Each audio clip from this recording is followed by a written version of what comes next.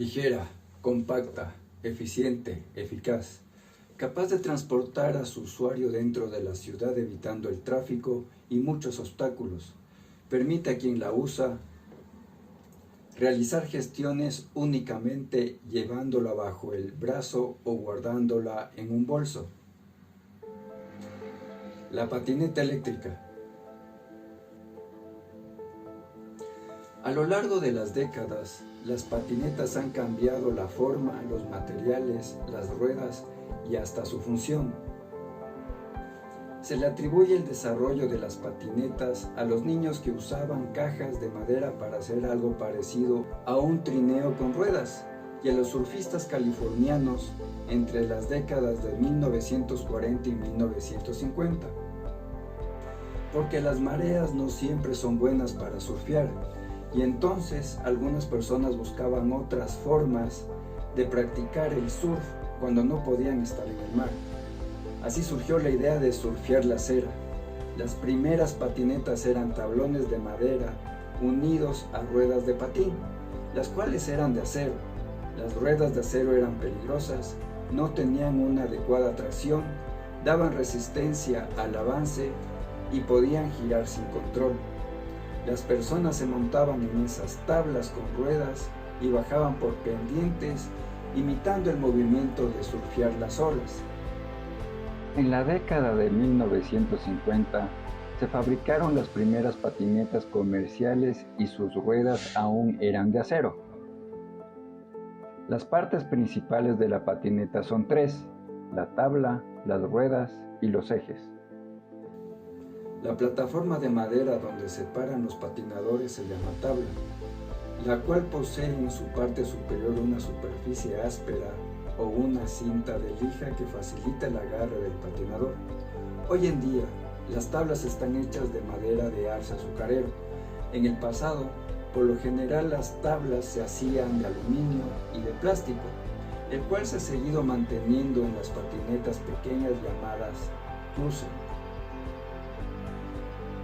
Pero la madera de arce se convirtió en el material preferido debido a su resistencia y maleabilidad.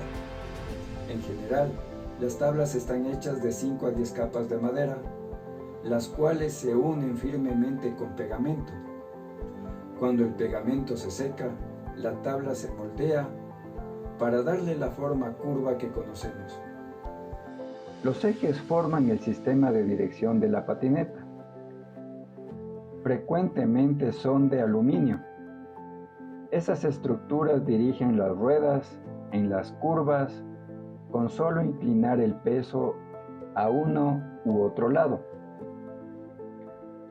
En la década de 1960, Larry Stevenson era un guardavidas californiano. Desde su puesto de vigilancia, veía a las personas que andaban en endebles patinetas caseras y decidió mejorarlas, e hizo dos diseños importantes para el futuro de las patinetas. Primero, usó ruedas de arcilla. Estas tenían más tracción que las ruedas de acero, lo cual facilitaba frenar y girar. Segundo, Stevenson obtuvo la patente de un nuevo diseño llamado kick-tail, que son los extremos de la tabla doblados hacia arriba. Ese diseño revolucionó las patinetas, por lo que permitió realizar nuevas maniobras. En 1972, un surfista llamado Frank Nasworthy cambió la historia de las patinetas, poniéndoles ruedas de poliuretano. Estas ruedas primero se las aplicó a patines convencionales, pero en poco tiempo el mismo Nasworthy vendía las ruedas a tiendas de surf que también vendían patinetas en el estado norteamericano de California, y después licenció su invento. Gracias a estas nuevas ruedas de poliuretano, en 1975 se dio origen a un renacimiento del skateboarding, debido a que con estas ruedas se podían hacer nuevos trucos. Las ruedas de poliuretano les dieron a las patinetas un andar más suave y seguro, a diferencia de las ruedas de arcilla, que se deformaban, y esto afectaba en el control de las patinetas.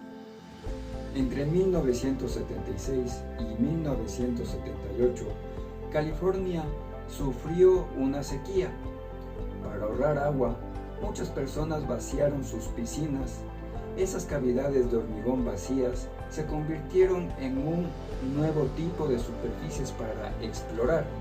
Los fanáticos de las patinetas patinaban dentro de las piscinas vacías y subían por sus muros.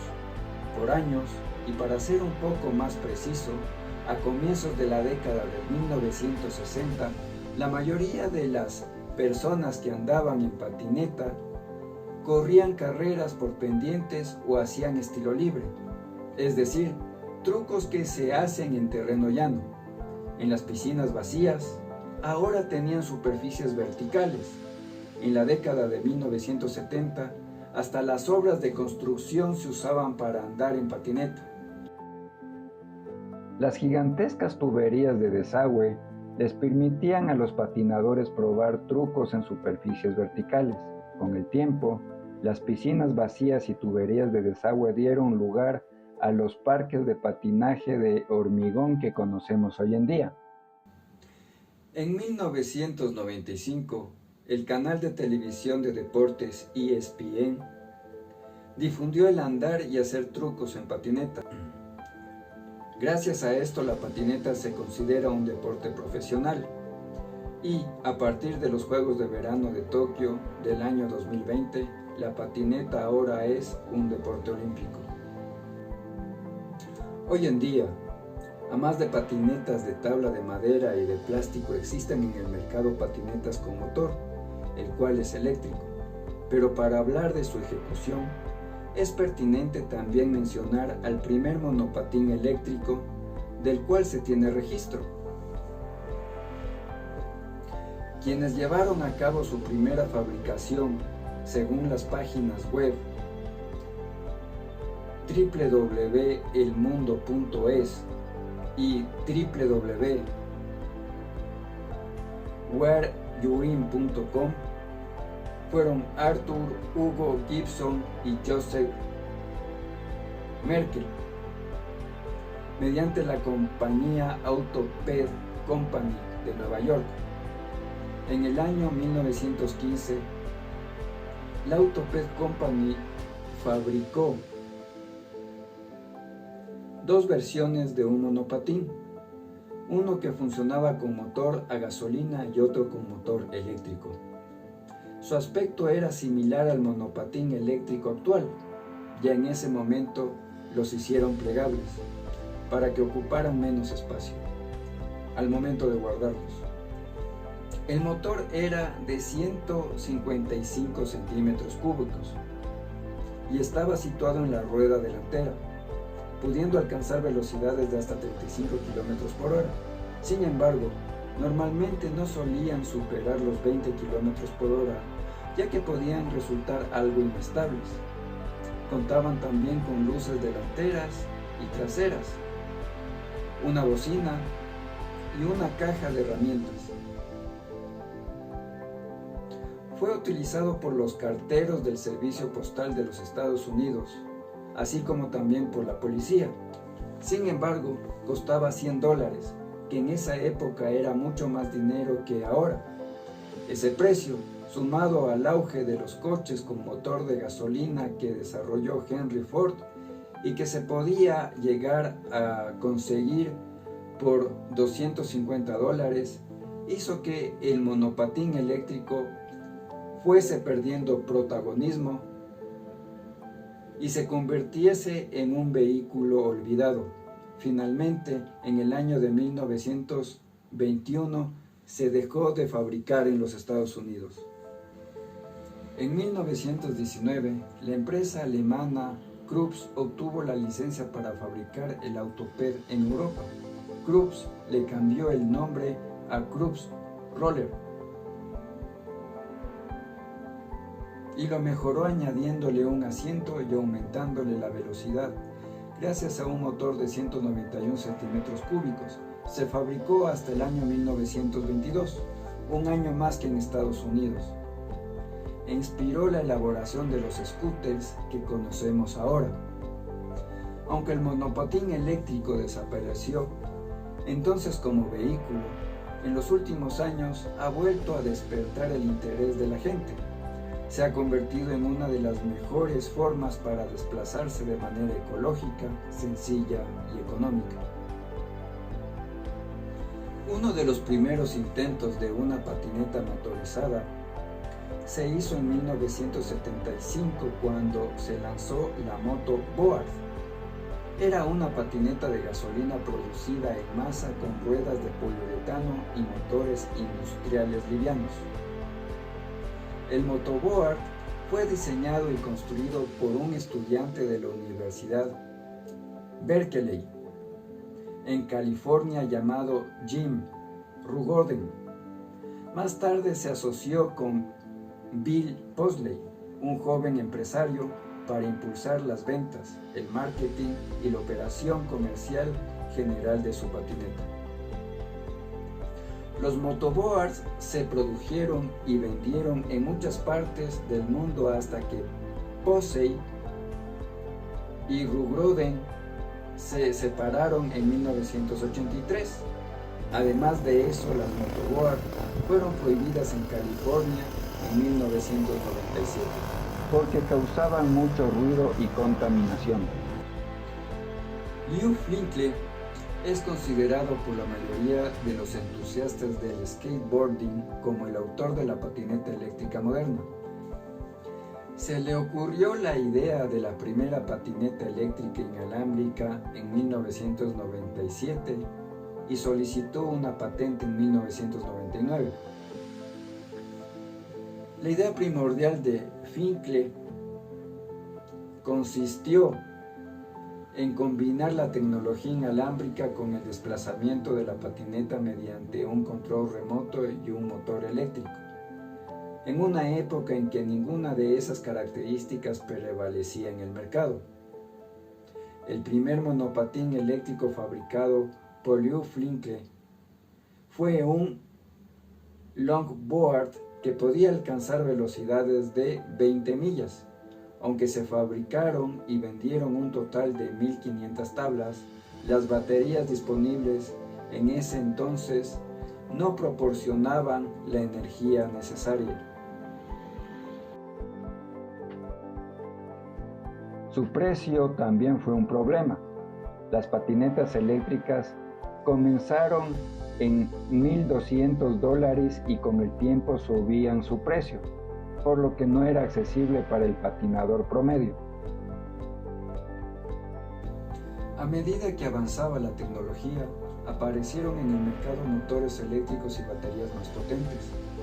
Esto condujo a un fuerte aumento en la cantidad de proyectos de diseño y desarrollo de patinetas. En el año 2012, Sanjay Dastor, John Ulmer y Matthew Tran fundaron su empresa y comenzaron a fabricar y vender patinetas de 12 libras de peso que pueden alcanzar hasta 20 millas por hora. Esto se convirtió en el punto de referencia para la patineta eléctrica moderna. Las patinetas eléctricas contemporáneas han mejorado su funcionamiento. El usuario puede elegir entre ruedas de poliuretano blandas para un mejor agarre en caminos de tercer orden o duras para una mayor velocidad en superficies lisas. Las tablas de las patinetas eléctricas actualmente están hechas de plástico y madera durable, pero lo suficientemente flexibles para absorber los golpes de las irregularidades del camino. Las baterías en el pasado no eran lo suficientemente durables. Ahora las baterías que se utilizan en las patinetas eléctricas son recargables, duran más y son más amigables con el medio ambiente. En promedio su vida útil puede rondar los 1000 ciclos.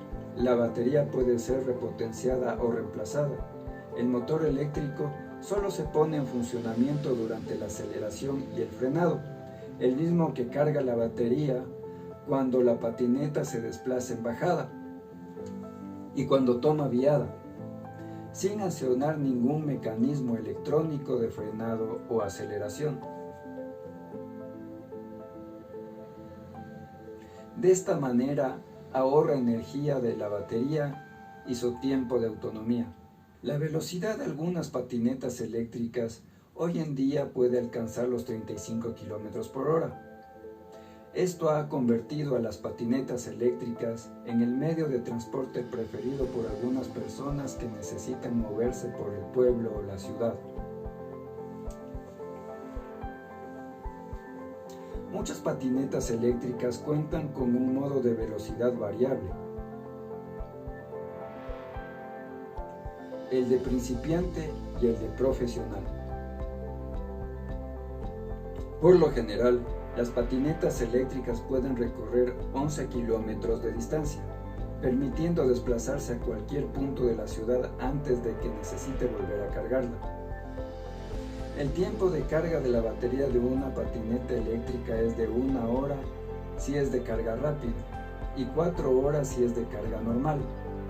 Las patinetas eléctricas son capaces de subir pendientes de inclinación considerable sin esfuerzo. Para que la patineta eléctrica arranque, el usuario debe de estar subido con los 2 pies en la tabla. Posteriormente, con el pequeño control de conexión inalámbrica que lleva en la mano, debe hacer la palanca hacia adelante y la patineta empezará a moverse. El sistema de frenado permite reducir la velocidad gradualmente de forma segura, haciendo la misma palanca con la que se empezó a acelerar hacia atrás. En el caso de las patinetas eléctricas de sensores, el usuario debe de estar subido en la patineta con los 2 pies sobre la tabla e inclinar el peso hacia adelante, y la patineta eléctrica comenzará a moverse paulatinamente hasta alcanzar la velocidad deseada. El sistema de frenado permitirá reducir la velocidad de forma segura, inclinando el peso del cuerpo hacia atrás. Con respecto a la seguridad, se recomienda el uso del equipo de protección personal básico como casco, guantes y rodilleras. Las patinetas eléctricas vienen con luces LED que permiten que el patinador pueda ver a una buena distancia si es oscuro y por ende los demás lo verán. Estas luces también pueden ser adquiridas aparte y ser colocadas en la patineta o en el cuerpo del usuario. Las patinetas eléctricas soportan gran cantidad de peso, pero es importante que el peso del usuario no exceda las limitaciones establecidas por una patineta eléctrica específica, para garantizar que proporcionará un excelente rendimiento a la máxima velocidad. Con respecto al precio, hoy en día se puede encontrar patinetas eléctricas a costos asequibles, ya sea si se la compra por internet o en una tienda física.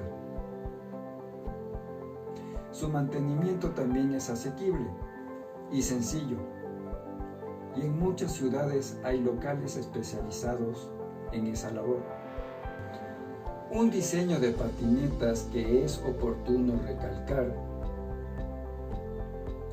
es el de la patineta de 2 ruedas llamada Wakeboard, debido a que el usuario puede impulsarse sin poner el pie en el pavimento, sino con el movimiento de las piernas sobre la tabla. De esta manera, al parecer, el esfuerzo al impulsarse es menor que en una patineta común, lo cual sería algo favorable si se la quiere usar como medio de transporte en la ciudad. También existe la versión eléctrica, lo que facilita aún más el desplazamiento, con la peculiaridad de que si se termina la batería, es probable que el usuario pueda continuar su rumbo con el movimiento de las piernas hasta llegar a su destino. La patineta eléctrica, al no funcionar a base de combustibles fósiles, es silenciosa. Por lo tanto, no existe contaminación auditiva. Tampoco emite emisiones de carbono, lo cual es favorable para la salud y el medio ambiente, por lo que produce un menor impacto ambiental. La patineta eléctrica, al ser un medio de transporte pequeño, no es víctima de la congestión en el tráfico y reduce la necesidad de plazas de parqueo. La patineta eléctrica alcanza velocidades óptimas para su buen desplazamiento.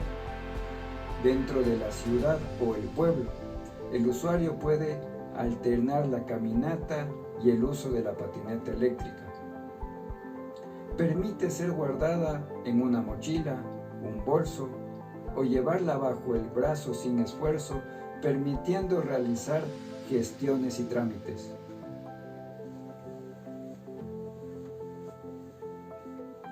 Un detalle a destacar es que la patineta eléctrica utiliza ruedas, por lo que el usuario no requiere inflarlas. De esta manera se elimina la preocupación de estar revisando constantemente el nivel del aire de las llantas y quedarse parado en el camino. La patineta eléctrica, además de ser un medio de transporte adecuado para el asfalto, también es un medio de transporte adecuado para caminos de tercer orden, inclusive donde no los hay, pudiendo desplazarse por lugares estrechos y evitando con facilidad muchos obstáculos. La legislación sobre el uso de las patinetas eléctricas en los países y ciudades es variada. En muchos países de Europa solo se permite asistencia del motor eléctrico hasta los 25 km por hora, para seguir considerando la patineta eléctrica como bicicleta. En varios estados de Estados Unidos y Canadá se admite asistencia eléctrica hasta la velocidad de 32 km por hora. La patineta eléctrica puede sobrepasar los 32 km por hora y continuar sin la necesidad de adquirir permisos. Todo depende de las leyes del país y ciudades donde se la utilice. Según la Organización Panamericana de la Salud, hacer actividad física regularmente y usar vehículos de tracción humana como la patineta a diario tienen un impacto positivo en la salud. Por ejemplo, emplear la patineta para ir al trabajo es una forma de mantener un peso saludable. Esto reduce el riesgo de diabetes, hipertensión, riesgo cardiovascular, Parkinson, Alzheimer, ansiedad, depresión, infecciones estacionales, reducción de mortalidad y de costos médicos en un porcentaje considerable. Hasta pronto, David Neira, para David Channel.